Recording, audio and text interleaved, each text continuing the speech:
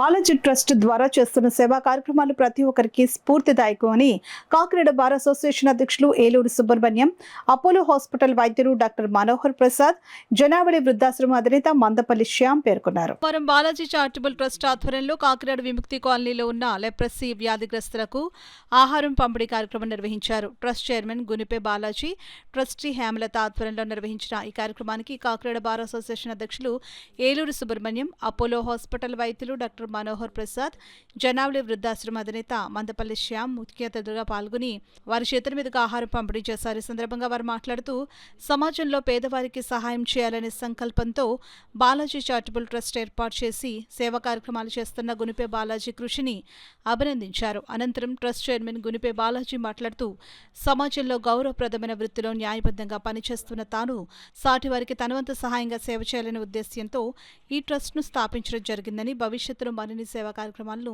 తమ ట్రస్ట్ ద్వారా చేయనున్నామని తెలిపారు. తనకు సహకరించిన ప్రతి ఒక్కరికి కృతజ్ఞతలు తెలిపారు. ఈ కార్యక్రమంలో బాలాజీ చారిటబుల్ ట్రస్ట్ సభ్యులు పాల్గొన్నారు. మేము రెడీ చేసి ఎక్కడి నుంచి హోటల్ నుంచి కూడా ఎక్కడి నుంచి కాదండి, మా చేతితోనే ఇక్కడ వండి ప్యాక్ చేసి తేడం జరిగిందండి. అలాగే ఇలాంటి కార్యక్రమాలు బాలాజీ చారిటబుల్ ట్రస్ట్ ఎన్నో కార్యక్రమం చేయాలని మేము ఆశిస్తున్నాం.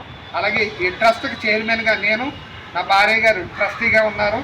ఈవిడ పేరు హేమలత గారు, అలాగే ఈవిడ మా తల్లి విజయలక్ష్మి గారు, అలాగే ఆవిడ మా అత్తయ్య గారు లక్ష్మి గారు. మేమందరం కూడా ఈ ట్రస్టీకి ఎంతో రాబోయే రోజులు ఎన్నో కార్యక్రమం చేయాలని మేము ఆశిస్తున్నాం. అలాగే నాకు ఇద్దరు అబ్బాయిలండి. పెద్ద అబ్బాయి ఇంటర్మీడియట్ సెకండ్ ఇయర్, చిన్న అబ్బాయి ఇంటర్మీడియట్ ఫస్ట్ ఇయర్ చదువుతున్నాడు. అలాగే మేము మా తర్వాత నెక్స్ట్ జనరేషన్ కూడా, ఎందుకంటే మేము ఏమీ మనం పట్టుకురాలేదు, ఏమీ పట్టుకెళ్ళాం.